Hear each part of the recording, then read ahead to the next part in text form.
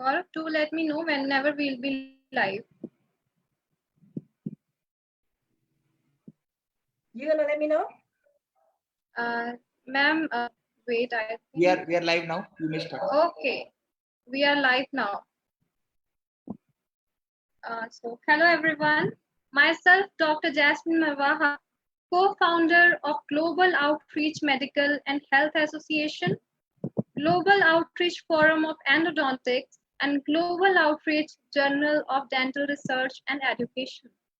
The Global Outreach Medical and Health Association, a global organization which has firmly established a leadership role in medical and health sector.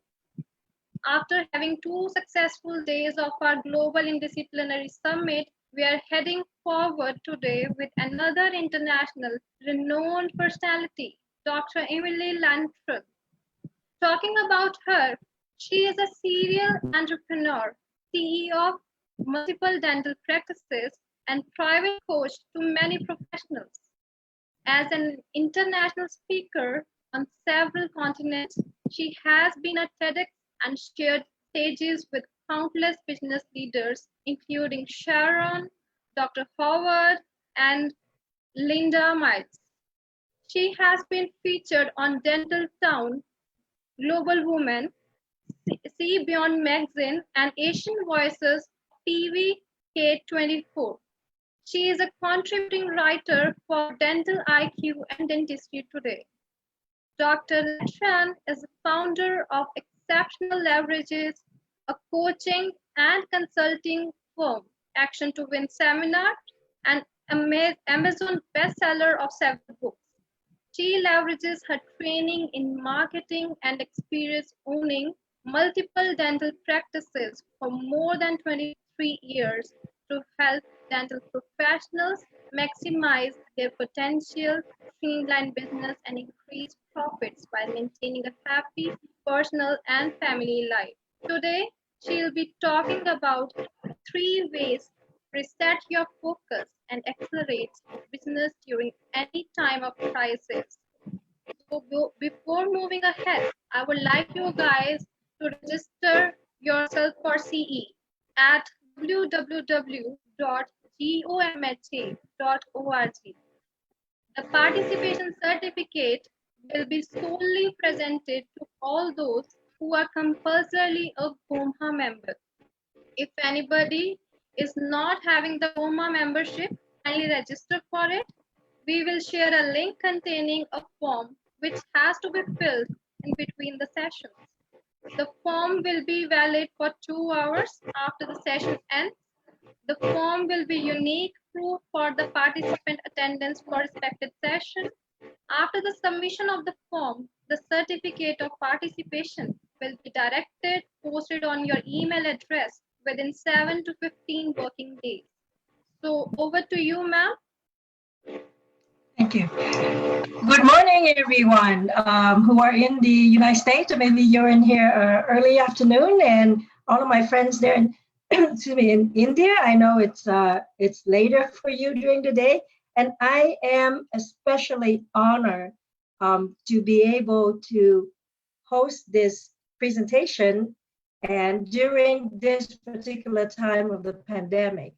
And today I'm going to be talking about 3 ways to reset your focus and accelerate your business during any time of crisis. So a lot of the specific examples I give, it may be in our dental industry, but if you have a friend, colleague in any other industry, other businesses, all of these are applicable. So I would highly recommend you to just tag them and share and ask them to come on in. I would like to say thank you to Dr. Kiana Shah for putting on this incredible event. And I want to say thank you to all the speakers who are participating in this global interdisciplinary summit. It is always my honor to have a platform to share my story, to share my strategies, because I believe that we all should be successful and we all can be successful. Well, just a little bit about me. I am an international speaker, a certified high performance coach. I help people in marketing and business consulting. I actually put on events called Action to Win here in the United States. And internationally, I'm a philanthropist, a dentist, and most of all, I'm the best mom in the world. I actually brought a gift today. So, for those of you who are coming on and watching this presentation, you can get an ebook that share many, many strategies on how to become successful. It's too many things to share during this presentation in the United States. You can text the word FAST to 21777. And if you are out of the country, you can go to exceptionalleverage.com/business report. You can get this ebook. We talk about 5 strategies on how to accelerate business growth. And it's going to go beyond what I'm talking about today. A little bit about myself. I was actually born in Vietnam back in the late 60s. So I grew up during the Vietnam War. Um, Growing up, every night what I watch on TV were bombings. There were dead bodies. There were people fleeing villages, and just a lot of propaganda. In 1975, the Vietnam War ended, and the Americans left. So that began a series of dark days where we lived with the communists. We had to stand in line to buy whatever the government was willing to sell to us. It could be old bread. It could be moldy rice. It could be bad noodles. And as a kid, I used to stand in one of those lines. So I've been through a couple of crises, even when I was very, very young. 1 year after the communists took over, my mother passed away due to cancer. I was 8 years old. And a couple of years after that, Vietnam was going to go to war with China in the north and Cambodia in the west. And at this point, you have a lot of people trying to leave the country. They didn't want to live with that particular government. They didn't want to go to war again because we have so many years going to war with the French, with the Americans. So at this point, my aunt decided to leave the country. She was going to take her 2 kids and my older brother and 2 other male cousins. They were going to escape the draft and escape this war. So I'm a girl. I wasn't going to be drafted. But my dad told me, you need to go with your aunt because you're the oldest girl in the family. So I left the country with her. I left my dad and 2 younger siblings back there. And some of you probably have been on a cruise, big ship, lots of food, lots of amenities. Well, my first cruise was on a fishing boat. It was about 50 feet in length with 60 people, and we all crammed together just like sardines. And we were on the ocean for 7 days. The first 2 days with food, and the next 5 days with just sips of water. And many of you have probably been to exotic locations, those resorts where you have a lot of things to do. You got beautiful weather, you have beautiful scenery, you have bountiful amount of food. My first exotic location was the refugee camp. This was in Malaysia. And we live in makeshift shelter with limited food, water, and electricity. And so when I came to the United States as a refugee, really the only luggage I had were hope and faith. And sometime in a time of crisis, that's just what you need. You need to have that hope that things will get better, and you need to have that faith, because sometimes you can't control everything. Sometimes there's going to be somebody up there, somebody who is stronger, more powerful than you, helping you to go through the crisis. And I remember all the challenges when I first came to the United States, learning English, using a dictionary pretty much every night to translate everything from English to Vietnamese so I could understand who was being taught to me. I used to drive an old car that would leave me on the side of the road all the time. While I'm standing on the side of the road and I got to be jumping, waving somebody down so they can come and help me, because back in those days, there was no cell phone and there wasn't even any call boxes. So I went through all those challenges, and because of that, I was very driven. I knew that the only way I could go was up, because I'm already starting at the bottom. And I know that a higher education, better knowledge, specialized knowledge will always get me help to the front of the line, help me accelerate, help me have that edge. So I finished my undergrad in 3 years. graduated with honors. I finished my dental school at UCLA, and I came out, full force. This is actually the picture of me the day of graduation in 1993 from UCLA. So you can see that I was beaming with joy. I know that I that this is my opportunity to start working, to start making money, to start making a difference, to be able to help my family. And so I came out, I got married, have three beautiful children, and I bought my first dental practice, and then my second dental practice, and then my third dental practice. And I was busy. In the morning, I would drop off my kids at school. Then I would go back, I would go to work from 9 to 2, and then from 2 to 4, I take off, go pick up my kids. I take them to the babysitter, or when they were older, sometimes they went to work with me.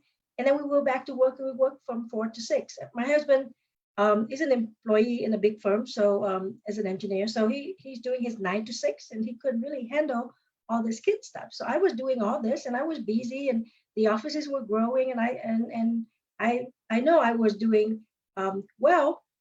And one day, my son, he was in second grade, he came to me and he said, "Mom, next week on Tuesday at 11:30, we have a recital. We're gonna play this instrument, and I want you to come." And to be honest with you, I was a little bit frustrated because 11:30 in the morning, people are gonna be working, right? I would have to leave work at 11, go watch him for about 30 minutes, and then come back to work, and then at 2 o'clock take off again, and start my routine again. So I went to my daughter and I said, "Jennifer, I don't remember when you were in second grade that I would take off in the middle of the day and go watch you play this particular musical instrument." And Jennifer looked at me and she said, "Mom, I did have a recital, but you just didn't come." And that was a slap in the face, because here I am thinking that I'm doing well. I'm trying my best. I'm running 3 practices. I'm taking care of my kids, but yet I missed one special moment in my kid's life. And that's when I decided that I'm not going to do that anymore, that I'm going to try to learn the best practices, the best way to grow businesses. But yet at the same time, I will be present for my kids, for my children, and I will never miss another moment in their lives again. And I just share with you my boat story, how I left Vietnam on a journey, ending up in a refugee camp and coming to the United States and trying to learn the language and the culture. Your boat story may be right now, because we are all in time of uncertainty. We got challenges. There are a lot of us who are stay in shelter. Some of us go to work and we can see patients as emergency. Some of us are not essential business. So our hands are tied. It's a new challenge. It's a big challenge. And that's like your boat story compared to my story. And this may be your recorder moment. This is a time when you say, "You know what? I got to do something different, because if I keep doing the same thing, I'm going to get the same result." And you and everybody know that when we get back fully to work, there's going to be a new normal. Nothing is going to be the same. There's going to be changes. So what I want to do today is to share with you some of those strategies, some of the things that you can do right now at home, or maybe you go to the office and you do it, but some of the things that you can do right now so you can pivot and make a change. And then you can use these same strategies to handle any crisis. Because I believe in order to be successful, you have to have high performance. You have to have the training, the development. And right now, when you're feeling that you're overwhelmed, there's so many things going on. And I got this picture on Facebook somewhere. You feel overwhelmed, or maybe you feel more overwhelmed 2 weeks ago. It's okay. It's okay to feel overwhelmed. We got strategies. We got way to take that away. But the key thing is to develop the habits, the way of life, where the next time life hits you with a crisis, you will know exactly what to do. So to reset your focus and to accelerate your business in any crisis, I believe that three things you can do. The first thing is you focus on ROI. ROI is return on investment. If you put in $1, you want to have $3 coming out. If you put in 1 hour, you want to have that production of multiple hours result. So focus on things that are very concrete, not emotions, not fear, not confusion, not depression. Focus on ROI, focus on numbers. Second thing is to maximize your team potential, maximize the people around you, maximize your productivity, maximize the experts who work with you. Maybe you got a consultant or a coach, somebody who work with you, maximize their help so you can accelerate. And the third one is to communicate and to reactivate your patients, your clients, your customers. And I'm going to touch on all three of that in our short amount of time. So when we're talking about high performance, we're talking about clarity, energy, productivity, courage, influence, and necessity. And I'm going to touch on clarity, productivity, and influence. Clarity is knowing who you are, your values, your strength, knowing what you want, knowing your goals, and then knowing what to do to get to what you want. So in a crisis, I want you to focus on those goals that maximize your ROI. Steve Jobs said, your time is limited, so don't waste it living someone else's life. And I'm very sympathetic to everything that is going on. But sometimes if you just take a moment and you think about it and you go, okay, I could be here, I could be watching all of these news and it talks about different people. And, let's say I'm in Southern California and it's talking about New York. Yes, I won't have an update of that, but I'm not going to sit there and watch it for a long time because it's sort of somebody else's life. Let me take care of my life here. Let me take care of my life as it related to my family, myself, my team, my community. So, and hopefully you have a pen or a pencil and you start jotting some of these things down. So let's say we do an exercise in clarity, and let's pick marketing. Marketing as a focused goal. I want you to think which part of marketing, let's just say in the past 12 months, forget March, let's just say from February to February, which part of your marketing yield the most ROI? It yield the most results. And let's just say, for example, that maybe you mailed out some postcards. Maybe you did some Facebook ads. A lot of things I do has to do with referral, retention, internal referral. So I do referral contests. So let's just say if you do three of those things, and you could do more. I'm just giving this as an example that you're doing more. Which one yield the highest result? And if you don't know the answer, now it's the time to go back and look at, okay, we sent out a postcard and it was good for 30 days. And how many phone calls come in? How many of those phone calls actually become an appointment? How many of those appointments become a patient that start treatment? How much did they start with the treatment? Same thing if you run a Facebook ad. Let's say if you have an online business, you run a Facebook ad. How many people visited the page and opt in? How many people actually clicked to book a strategy call? How many people bought something? How much money did you spend on the Facebook ads and how much money did you ultimately get? Not just how many people opt in, how many people inquire, how many people bought something from you? What are the results? And we're talking about concrete results. If it's a referral contest, if I put out, we're going to give away, let's say we're going to give away $500 gift card to go to Target. And people are referring friends and family. Let's say you have 10 referrals, 10 new patients coming in. Each one of them is worth, just for easy math, $1,000. So you make $10,000 potential and you are spending $500. That's a very good ROI. So think about all of the things that you do, but in those terms. I don't want you to say, I think we did pretty well. I think Facebook ads was the best thing. And you don't have any concrete results to show me, to share with me.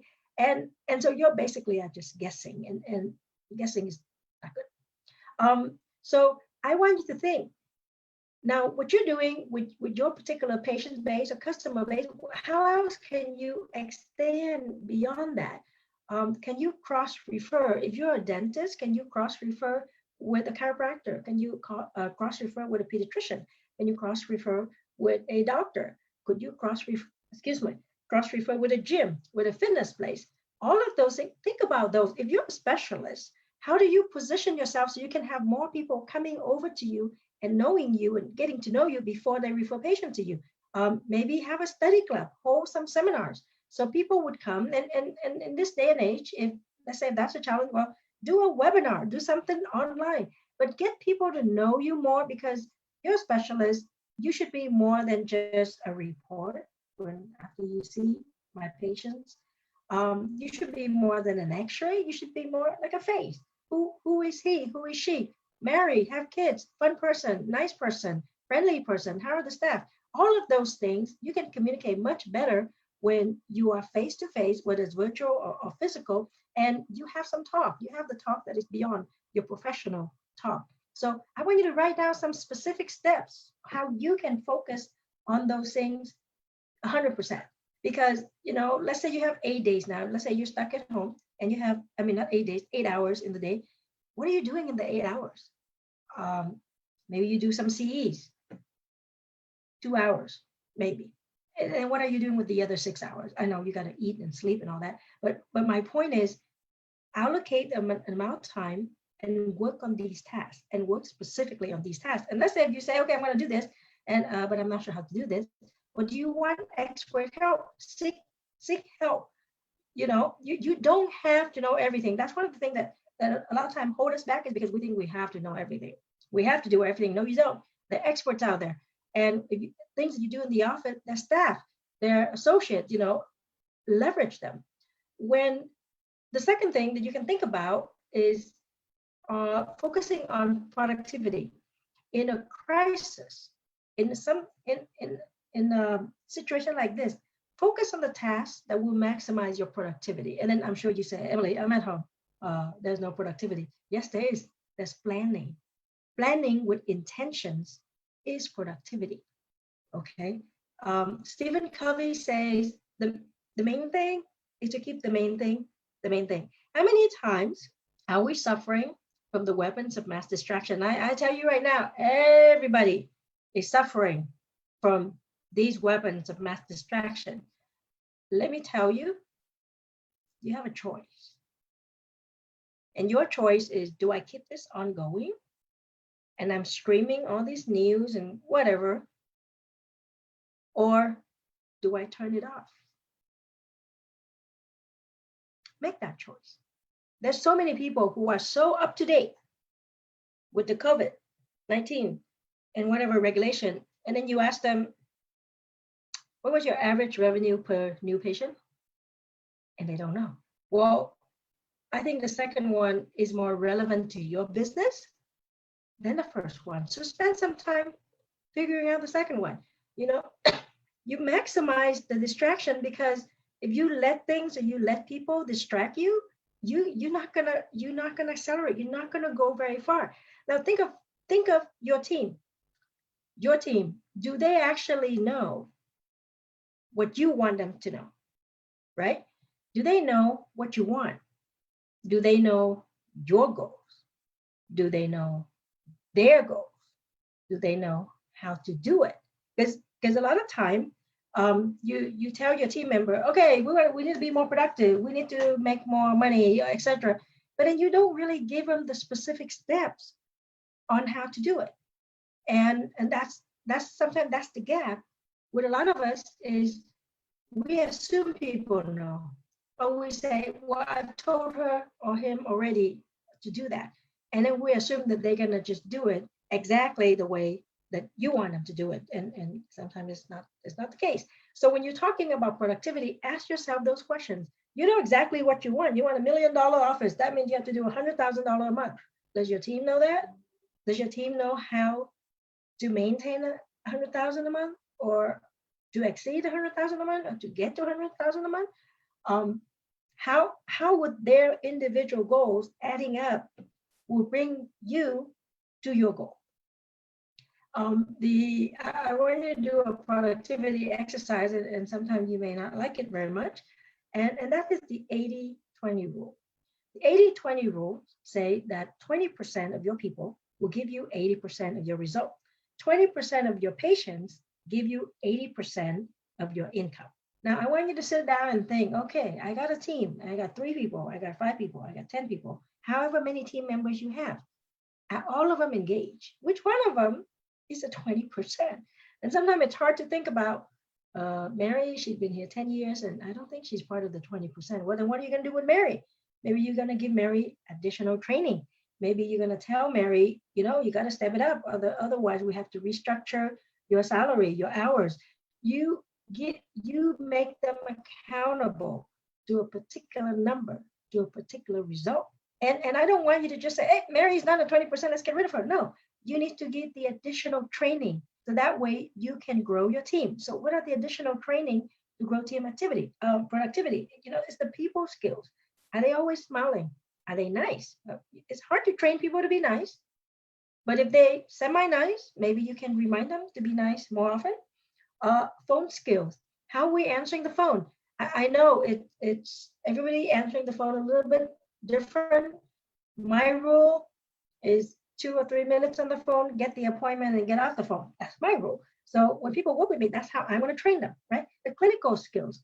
Maybe they're making temporaries. Maybe they you teach them now how to do ortho, do some adjustments because you have all this downtime, right? And adding these skills where it's going to help you add more services, and ultimately it's going to add productivity, and it's going to add results, which is money, which is production. Maybe it's presentation skills. Maybe they're a little bit tech challenged. I'll be the first one to admit I am tech challenged, right? So how to use this technology to do presentation, how to use those friendly words, those nice words, and still get the point across. You don't have to be techie. You're talking to lay people. You don't talk dental term. You don't talk technical term. You talk people term. I have this little exercise here, a little calculation that I got from, I think, one of the lecturer. Let's say if your task takes an hour, or you think it takes an hour, and you try to cut down just 5 minutes. For that 1 hour, you're going to cut down 5 minutes for that hour. 5 minutes an hour is 40 minutes a day if you work 8 hours. It will be 200 minutes a week if you work 5 days. It's 9,600 minutes a year if you work 48 weeks. If you take 4 weeks for vacations, you got 48 weeks, about 9,600 minutes. That would be the equivalent of 160 hours, which is the equivalent of 4 working weeks, which is the equivalent of 1 month. Now, I'm not saying go back and keep looking and trying to cut 5 minutes. No, what I'm saying is to have that mindset to never waste time. And by that, what I mean is if you're going to sit down and do a prep, if you're going to sit down and write an advertisement, and you give yourself 30 minutes or 20 minutes or whatever the time is, just don't waste that time. When you sit down, you're focusing on that, because you can see if you cut down 5 minutes and you work 5 days a week, you can potentially save a month a year. And what are you going to do with the month? I don't know. Go on vacation. Right now, everybody is forced to have a staycation. But it'd be nicer if it's an intentional vacation and you have the money to go and spend on something because you did well over the years. That's how I want you to think. So stop wasting time. Stop wasting time. Stop chit-chatting. If you're chit-chatting, I tell my staff, if you're going to chit-chat and sell some stuff, that's good. But if you're just going to chit-chat and because you want to talk about your party in this upcoming weekend, that might not be something I want you to do, right? Some of you have a to-do list. Every time I talk about this in my seminar, people raise their hand. Yeah, I have a to-do list. Well, how about do the to-do list well? Because you get intentional. You're going to do it well. You're going to make sure whatever you write on your to-do list has to do with the productivity that I talk about, has to do with the focus goals that I talk about, and then you actually do it well. Maybe you need to make a not to-do list, right? Some people say, I have to do all of these things. No, you don't. Some of them, you don't have to do it right now. Some of them you shouldn't be doing. You should delegate. And that's always a battle, because a lot of us business owners, entrepreneurs, we think we're good. We think we have to do everything. We think we're the one that know it best. Well, no, we're not. You're not. So delegate, outsource, get help, get expert. You can do things faster. Now, the third strategy to reset and refocus is to think about how you're going to create influence. And in general, influence has a lot to do with marketing, but in this particular context, in this crisis, I want you to focus on the retention of your patients, your customers, your clients. How do you keep them, right? Because they distracted just like you are. They are afraid just like you are.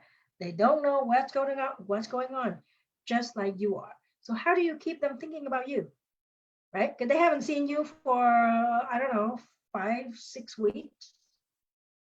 I don't even remember how long it's been because I've been coming to the office a couple of days a week to see emergencies. It doesn't seem like I'm not at work, but in general, patients haven't seen you, customers haven't seen you. So what do you do to keep them thinking about you? You communicate with them. You could send them a postcard. You could send them a piece of mail if they're older patients. You send them an email. Okay, well, what are you going to talk about? Everybody is afraid of this virus, right? It's contagious and we don't know who has what and all that. Well, if you're a dentist like me, we are dental professionals. We know about universal precautions. We know that we treat everybody as if they are infectious, as if they have something, right? So we're always using our masks, we use our gloves, we use our goggles. Right now, the recommendation is to use shields. We use barriers. When you go to a dental office, a lot of the places where we're going to touch, either the doctor or the assistant is touching, we have a little what we call barrier. It's a little plastic film. So on the light handle, we put the thing, we put the barrier. On the suction tip, we put the barrier. The patients may or may not know that. They've seen it. They've been with you for many years. They've seen it, but it doesn't click here. So how about you send an email and you tell them, hey, guess what? All of these precautions and making sure that we taking care of you, we've been doing it. I went on Facebook this morning, and this was a picture of me working on a day when we were doing free dentistry. But in any case, it was 2012 when I posted this picture. And if you look at the picture, you see masks, you see goggles, you see gloves, you see plastics over the little section, the little white section. If you look real closely on the light, the overhead light, there's a piece of clear plastic on there. We've been doing all of this all the time, but your patients don't know. They're afraid. They don't know if you're taking precautions. You got to tell them, I've been doing this all this time. Now you're just learning about it. So next time you come in, look for these things because this is what we do every day. Share stories with them. I've been working in my first office. I had my first office since 1997. So it's going on 24 years. This particular patient, she's been with me 24 years. And trust me, she's one of those cranky patients, but she doesn't want to leave. So she hangs around. So recently, this picture is actually 2 years ago. I took this picture with her and she actually smiled. And I thought, oh my God, I need to take this picture because she usually comes in very cranky. And then she didn't come in for a little while. And I remember when she came in, we were talking about her. We said, how come Mrs. Jones hasn't come in? Because she never failed the appointment, right? And we hope everything's okay with her. And then she came in for the checkup. She made an appointment and she said, I hope you guys haven't missed me. Did you think I was dead? And we were all looking at her. No. We didn't think so. We missed you. Of course, the thought did cross by our head. But what I'm trying to say here is share a story like that. Not the do you think I was dying? Share a story. Hey, I really appreciate all of you as my patients. I have patients who've been with me for 24 years. You've seen me grow. You've seen me not physically. You've seen me move through 3 different locations. You see me upgrade the facility. You see my team change. You see my kids grow up. You see all this, right? So share those stories. Now, before you send out these emails, let's say for the next few weeks, just send an email and tell your patient, hey, for the next few weeks, I'm going to be sharing a couple of things with you, right? Because sometimes they think that you're sharing with them, just a promotion. So tell them, read some of these emails, please, because I'm going to be sharing stuff with you, right? And this is how you stay connected to them so you retain them as a patient. Tell them about your community service. This was actually a picture several years ago of me and part of my team and my kids. We went to Costa Rica to do for dental service, right? A dental mission. And I'm going to share this picture again with them. I shared it when I was doing the dental mission. I'm going to share again. I'm going to remind them that I do community service. This is a wall in my office, and I put on some of the plaques. You can probably kind of see there's, you know, baseball teams, and there are choirs, and there's articles in a newspaper, and there are handwritten testimonials. I just stick it on the wall. Why? Because it's going to talk for me. I don't have to talk about it. But in these emails that I'm going to share with them, I'm going to talk about these things. Or maybe I'll send them the picture too. Hey, remember that wall that you walk by every time when you're in the office? It's actually that's what the wall means, right? So now's the time when you're pointing out what you do for the community and you keep them in touch. They think about you, okay? Maybe you wrote a book.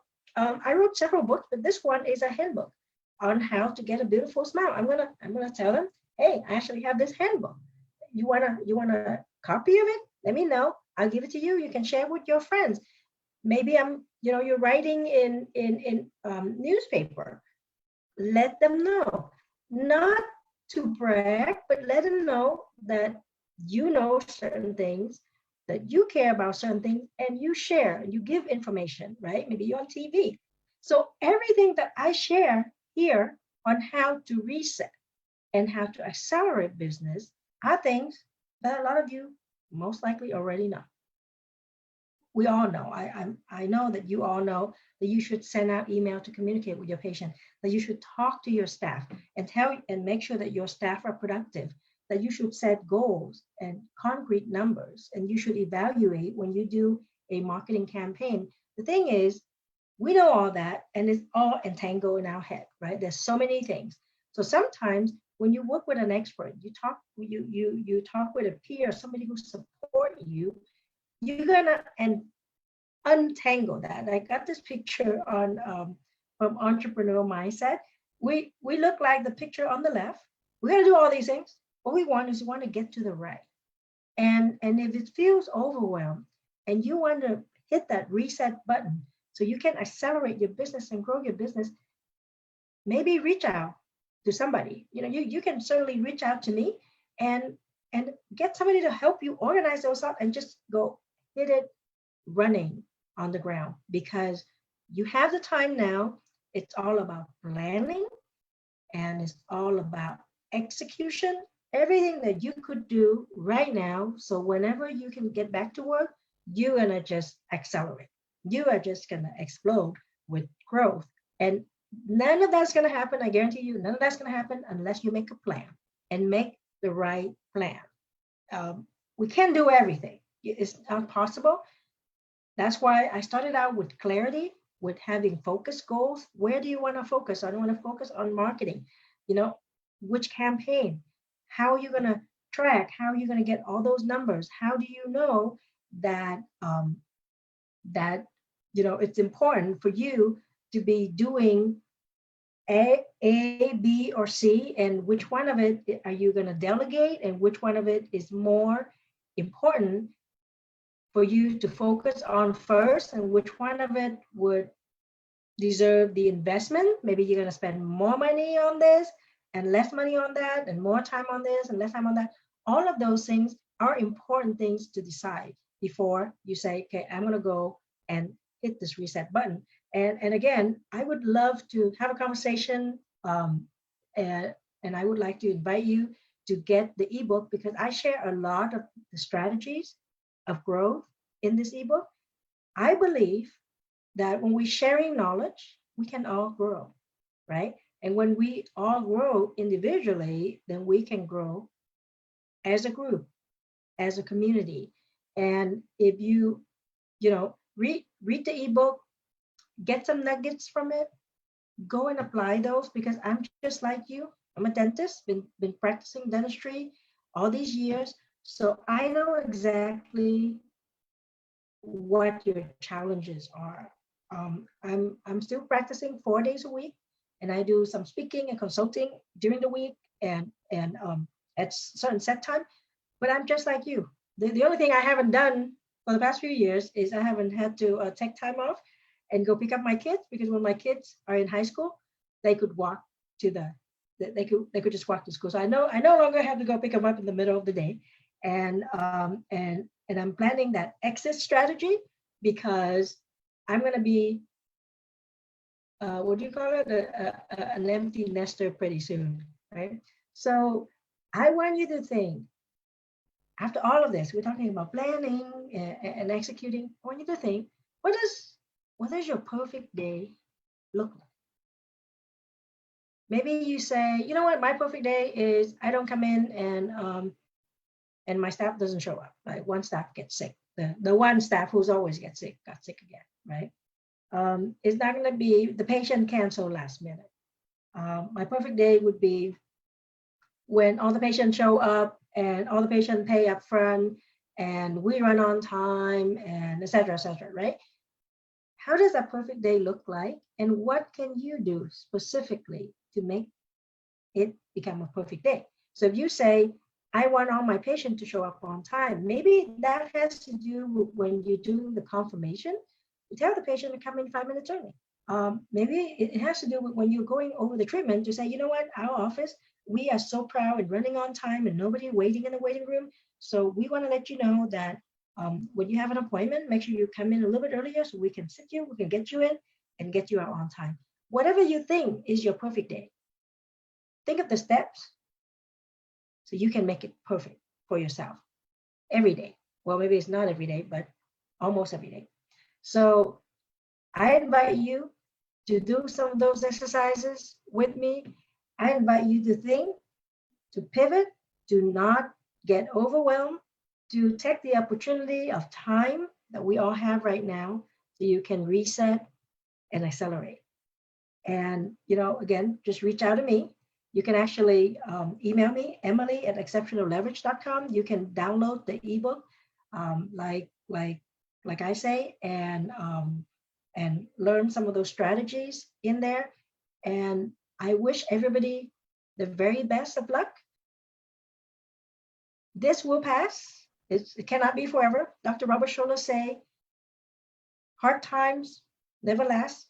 Tough times don't last, but tough people do. So be one of those tough people. Last through hard time. And I'm going to be there with you. We're going to be here. We're going to be there together. We're going to go through this together. And may the floss be with you throughout this journey.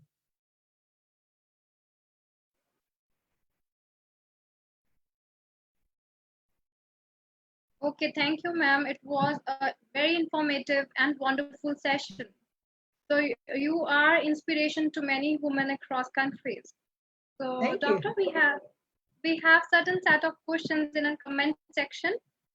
So, first question is, how balance your time between startup and family, especially when it's too early days of your business and it requires you to work for long hours? Okay, can you repeat that question for me? How do you balance your time between startup and family, especially when it's too early days of your business and it requires you to work for long hours? Okay, so I would recommend going back to clarity. If you remember, we say clarity is knowing what's important to you, right? Knowing your values and knowing how to get there. So, for example, back in the days, there were a lot of people who criticized me for taking time off during the day to go pick up my kids. They would say, why don't you just hire somebody to go pick up your kids? And I said, yeah, I could do that. But that wasn't my value. My value was family. So I will take the time off to go pick up my kids, even though I would lose an hour of production in the middle of the day. So anytime you're on a project or you're in this crisis, right? And you have to decide, okay, which one do I do first? Home or business, right? You have to ask yourself those questions over and over again. What are the values? What's most important to me, right? I know sometimes when people are starting out a new business and they have young children at home, you know what? They're only going to be young once, right? So maybe when they're young, you and you're not that busy, you structure your schedule where you can be there with them. I have some clients where I say, you know what, you want to be home with the kids? Why don't you start early and end early? So when the kids come home, you're home. Okay. And then you say, well, but then I can't grow my business. Well, you got to pick. Which one do you want? Or maybe there's just going to be one day when you stay late, and then the other day you go home early. Because that's going to make you much happier because it go with your value. When I had my two kids, the middle and the third one, they're 18 months apart. So when I had my third child, I just told my staff, I'm going to work from 9 to 2, and I'm going home. And they all look at me and they go, what do you mean you go home? And I said, I mean, I go home because I want to be home with the kids. And then I add an associate so the associate can work more hours, right? And other people say, well, but then you're not going to make as much money because now you have to pay the associate. Yes, absolutely true. But my value was family. So for those couple years, it was okay to make less money. But I'm happy I could be home with the family. So a lot of time when we feel we're stressed, when we feel we're stuck, when we feel like, I don't know what to do, go back and visit those values. That's why it's important to know what's most important to you. You go ask a coach, you go ask a mentor, a consultant. They're going to give you all these strategies, but do they know your values, right? Because if they don't know your value, they're going to tell you something, you're going to listen to them, you're going to go do it, and you don't feel happy.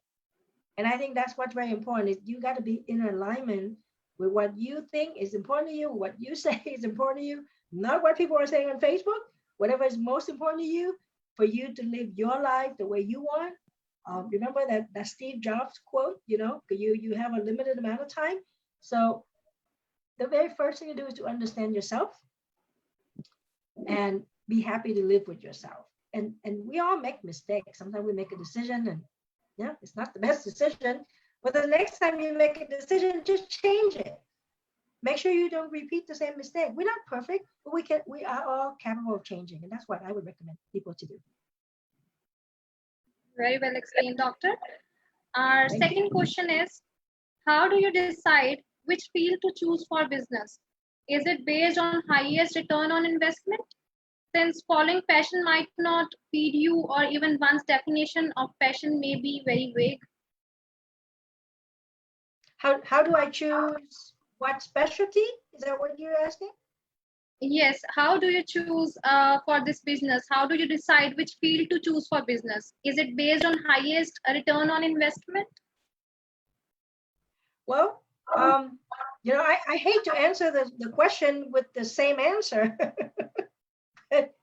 It has to be with clarity. What is it that you want, right? So I'll give you an example. Yes. Let's say we're talking about dental, and when I was going to dental school, everybody want to be an oral surgeon, right? Because you make a lot of money. They want to be orthodontist because you make a lot of money. All this about you make more money, etc., etc. And I said, okay, I'm not sure what I want. I'm going to go do a residency because in the United States, it's optional. So I did a year of residency, and what I found out, I don't like anything in particular. I'm not passionate about one thing. So I say, I'm going to be a general dentist. I don't need to be a specialist. So if you say, I want to be a specialist, right? I want to be focused. I want to have a niche. That's wonderful. Just make sure that that's what you decide, that that's what you want. And it's not, my mom said this, or my dad said that, and this is what the media is saying. I'm looking at how much people make, and I want to make that much money, or I want to have more time. Some people, you give them more time, they're just going to be wasting it, or they're not doing the right thing with more free time, right? So like if you have more free time, some people just sit there and watch TV. I'm not sure if that's the right thing to do. Some people are going to say, hey, I'm going to take the kids out and we're going to try to use these 2 hours where everybody is going to be engaged, right? Neither one is, I'm not saying that one is right or wrong, but one of them is going to be more in line with what you do. And neither one has to do anything with money, but about you.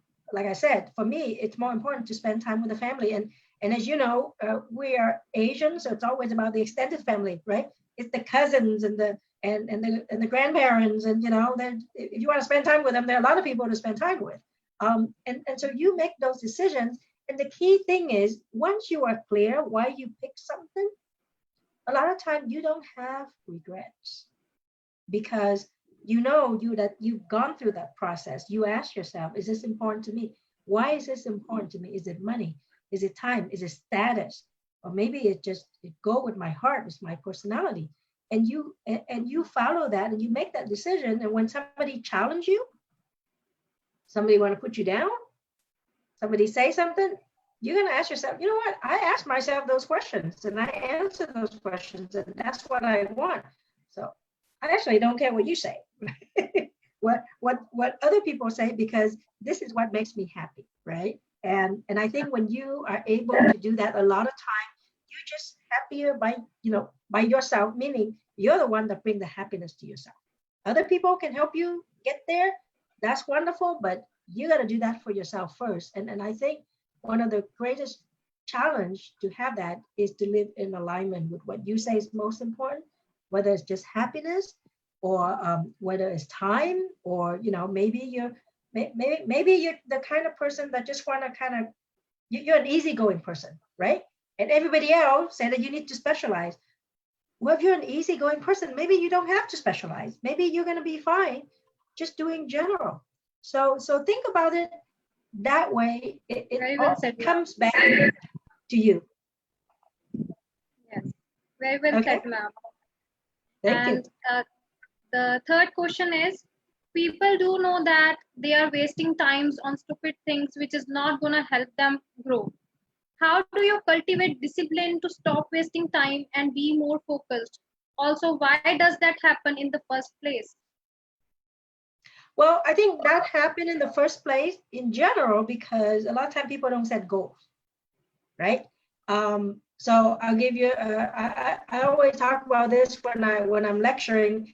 How many people say, I'm going to go online and look up something, a topic, and then you end up on Amazon, right? And a lot of people would raise their hand. Yeah, I end up on Amazon. Why? Because you didn't set a goal.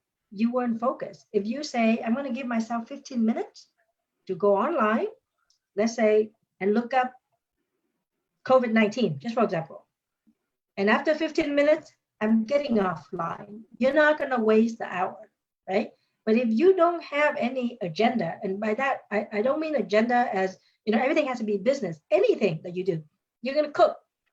Like for me, every Sunday I cook, and it's going to be the whole morning. It's from the time I wake up 9, and I would cook until about 1. And I cook several meals for the week, right? So that's the time when I could be cooking and somebody could be telling me about, social media, this and that. That's okay. I don't have to think. I don't have to focus. That's the time where I can just wander, right? And my goal is to cook the 4 or 5 meals. That's the goal. So as long as I get to that goal, I'm good. But imagine if you weren't planning. You just say, I think I'm going to cook something. And then you're there, and the next thing you know, it's like the afternoon. And you're still cooking because you weren't planning what you're going to cook. You're just going to waste time. The same mindset on such a kind of non-critical task, right, which is just cooking a meal. You take that mindset and then you go to work. You're going to sit down and do a crown. You don't sit there and say, okay, I'm going to do this crown. And it's 10 a.m. and you think you're going to be done by 12, right? You actually sit down and say, it's going to take me 30 minutes because my next patient is coming in at 10:45 or something else. So you're very intentional. You set a time. You give yourself a time limit. It's kind of like a deadline. If you take that mentality and you go and you apply it to all parts of your life, then you're going to find that you don't waste time as much because you plan, you make the plan, right? I talk to people, think about a new mom, right? Since we're both women, right? Think about a new mom. When you first have your baby, we're in one of those times, like the baby is small and it's growing, like you do a lot, right? Like all of a sudden you got to take care of one more person, right? And you still have to take care of the rest of the family, and you still have to take care of yourself, and you still have to go to work and all that. But why is it that during that, let's say that first year, why is it that you can do so much work, right? And now your kids are a little bit older and they can do things by themselves, and then you think you're still busy. Well, you couldn't be as busy as when they were little, where you have to take care of them. But that's because during that period of time, you set your mind like, I gotta finish this because I need to I need to feed the baby, and I need to do this, and I need to do that. And then once you make that decision and you set those time, then you accomplish it. So don't go through the day without intentions. Don't go through the day without intention. I'm just gonna do this. We'll see what happens. I don't like those statements because if you're just gonna go through it and you don't have a goal, there's a very good chance you will not get to the goal, and somebody else is gonna set the goal for you. So now we'll be having a next question. Where do you learn from? Who are your mentors? How did you approach and find them? Well, I've been learning since I got out of dental school. I read magazine. One of the magazine that I'm reading right now, and back then it was a newsletter. It's the Profitable Dentist magazine, and I know you can subscribe to it online. Learning strategies from other successful dentists, right? Other successful people. I'm a fan of Dental Town with Dr. Howard Farrar. Learning new strategies or all proven strategies, right? People say this is a new thing, this is a new thing. Well, the idea, the theory is old. It just may be a new way to apply. So I would encourage people to always be out there, like always be a learner, right? Because when you're a learner, you will always get better. So I'm always learning from old timers, right? In the dental industry. I put myself in areas, conferences where I'm going to learn about people who are doing better than me, right? And they don't have to be in the same industry. You could be, a great woman, and you got 5, 6 kids or whatever it is, and you have a positive attitude. I want to hear about it. I got 3. I don't have 5 or 6. I want to know how you go through your day, right? And so the first thing is to always be a learner. The second thing is, I would say pick a role model, right? Because and the role model is somebody who have certain values that you value. So, for example, 2 of my mentors, one is Brendan Bouchard, and he's in personal growth. He's actually my coach, where I got certified as a high performance coach, right? And so a lot of the ideas that I talk about today, the clarity, the productivity, the intention, the creating the influence and doing the connection, a lot of that come from learning in the personal growth space. My other mentor is Sharon Lecter. She is a financial guru. She actually co-wrote the book Rich Dad, Poor Dad. If you happen to read that book, it's been out 20 years, I believe. And if you get one of the older versions, you will see her name on there. And she's a grandma. She's a beautiful grandma, right? And she created this whole empire teaching people financial literacy. But when she's working with somebody like me, an entrepreneur, we just call her mom, right? Very, very personal. Always about integrity, always about results, because her background is a CPA. So you start describing to her these things that you want to do. First thing she's going to ask you is what is the metric, right? How are you measuring your success?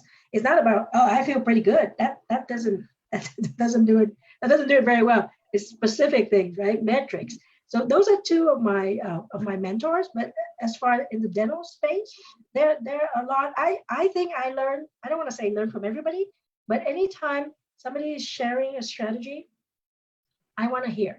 Maybe I don't agree 100%. Maybe I'm going to take that and I'm going to change it a little bit. So that way it suits my office, my patients, but always be about learning. I think the people who think they're the best, they just haven't hang out with the people who are better, because there's always people better than you. So to have a student mindset, I think that would be great. So you're home, you're at home, you have a lot of time, take online courses, read books. A lot of us when we want to go back and we want to pivot and we want to reset, a lot of the time, a lot of the things I talk on today, if you notice, we didn't talk about clinical stuff. I didn't say go take another class on implants, right? Go take another class to do better ortho. No, because those are things that you can learn. But guess what? Those are things that you don't even have to do because you can bring in an associate, and that associate will do it for you. You can leverage that. It's the mindset, how to run the business, how to be metric driven, how to think. How do I grow my business by getting more patients to like me, connect with me, be part of the community? That's the mindset to grow business. And I think I don't know of one person who will teach you that. I certainly would work with a mentor or a coach or a consultant so you can accelerate that. Have those people be the catalyst to your success. Okay, thank you. I'm very much inspiring. Thank you. And our next question is, how did you come up with all these beautiful, small but quite impactful exercises? Did someone teach you, or did you learn it from book or video, or came up by yourself? If you came up with these ideas, what's the secret sauce to that? Well, no, I'm always learning, like I mentioned. So a lot of the exercise to go toward the focus goals, those could be something that I learned from a mentor, and I make it into my own. A lot of the questions that are asking, for example, you were talking about time, and if you're a mom, why would you do this or that? Those are things that obviously come from my personal experience. So I'm always about learning from other experts, making it into something that is practical for me, and then sharing it. So if you remember, I had a slide and it says, what does your perfect day look like, right? If you say, this is my perfect day, I have 10 patients, everybody show up on time, everybody pay me, like all that. And then you ask yourself, what can I do to guarantee that there's going to be 10 patients, that they're going to pay me, that they're going to be on time? Ask yourself those questions, and then you can come up with the strategies that you can do in order to achieve that and have a perfect day. And thank you, ma'am. And our next question is, how to get clarity early on when the experience and network is limited early on? Can you repeat that? How to get clarity early on when the experience and network is limited early on? Well, getting clarity is a lot of time is asking yourself those certain questions.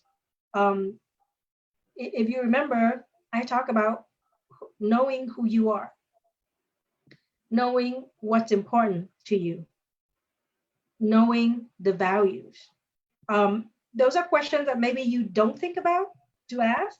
That would be somebody like me, a high performance coach. I would be asking you, right? If I'm helping you, I'm going to be asking you those questions, and then you answer it and you figure it out yourself. Like it won't work if I come to you, doctor, and I say, doctor, I think family should be important to you because you marry and you have kids, for example, right? Or I may say, hey, doctor, I think you should have $1 million practice because everybody else does, right? So whatever practice you have, it should be at least $1 million. Those are great goals, but do they resonate with you, right? That's why you have to ask yourself first, what is it that I want? Like I used to want, and I'll be real honest with you, I used to want a lot of offices. That's why I went all the way to 3, right? And then I'm thinking I'm going to grow this way. And then I just thought at one point, I felt, you know what? I actually don't like this. I don't like going to the office and patients don't know me and I'm just going to collect money, right? Now, there are a lot of people who like that. There's absolutely nothing wrong with that.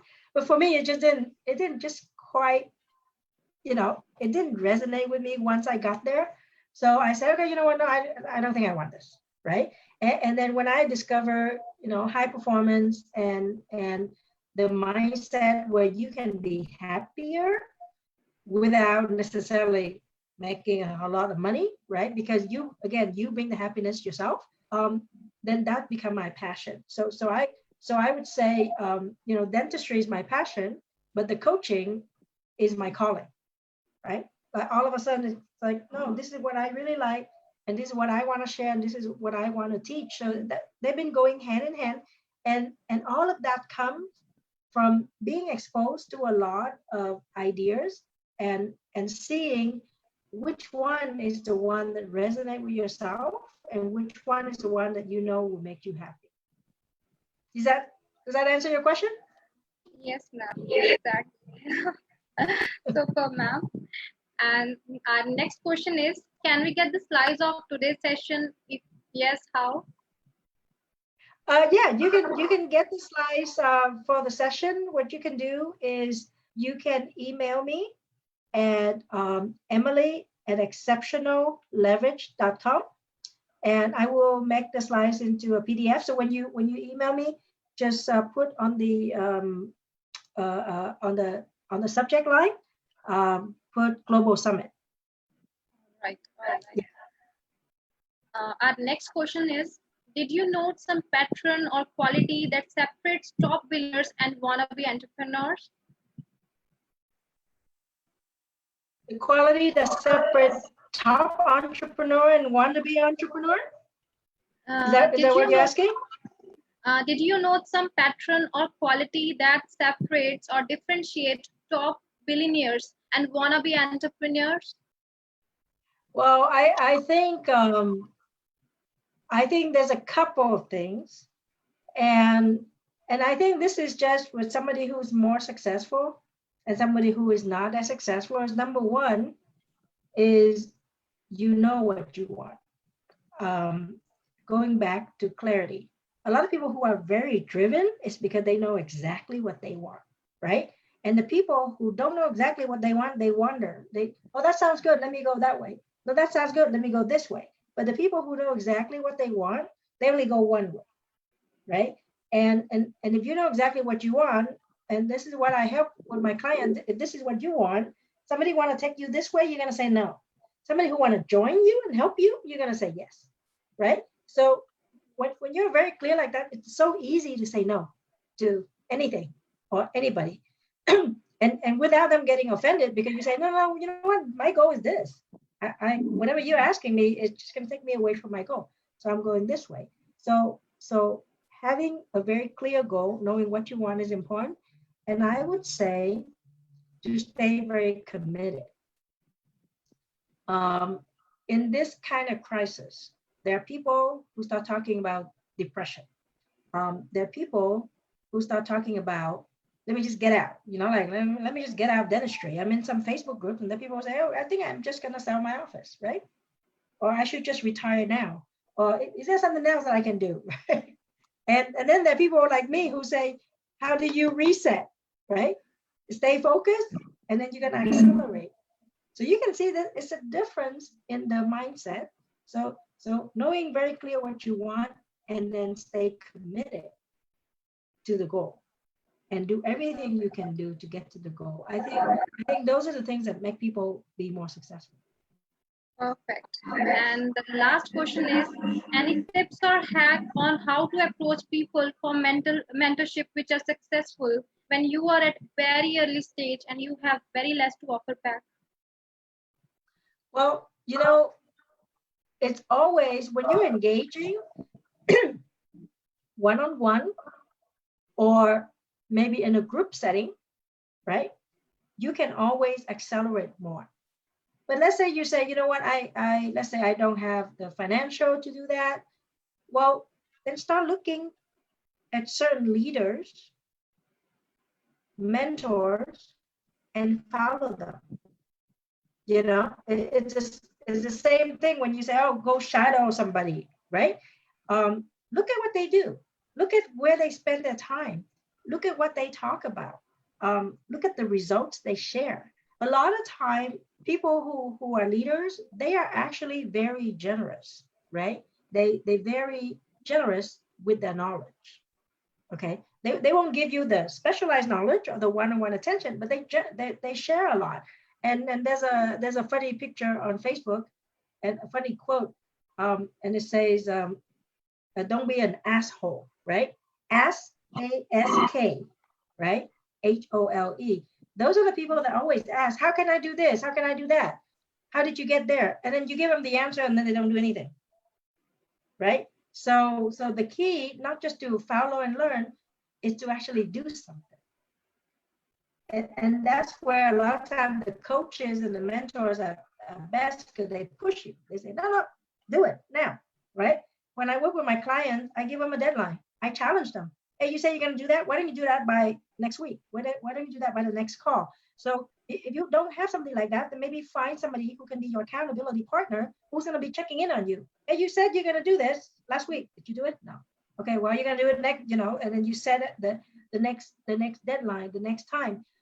It's all about you wanting to be better, and a lot of time when it's important to you, you will always find the means. You will always find the means. And so I would advise not to let that be the limiting factor, right? So if you imagine, let's say you're working with me, and I advise you, okay, and let's say you pay me $500, just for example, and I advise you this strategy. So you can go out and get more patients. And one patient is equivalent to $500. If you can bring in 2 patients, then it's already paid for me, right?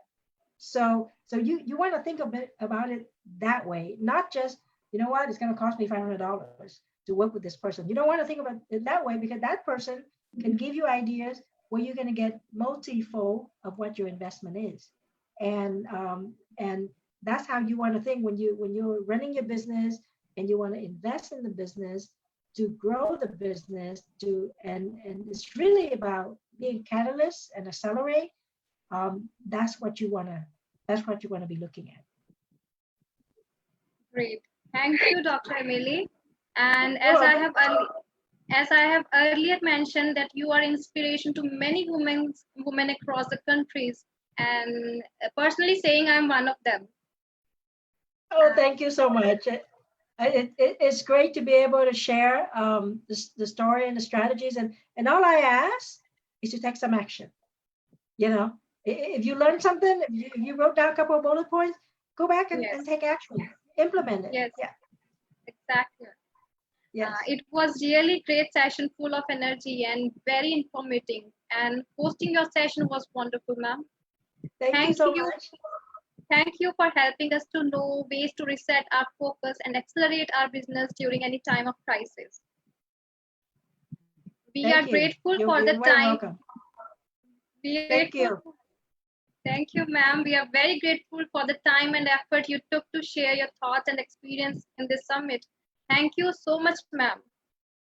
Oh, you're very welcome, and thank you for providing the platform so I can share, so we can all learn.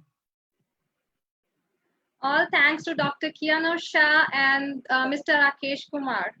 And so we'll be back with our next session tomorrow. For more information regarding certificate registration, speaker schedule, visit www.gomha.org.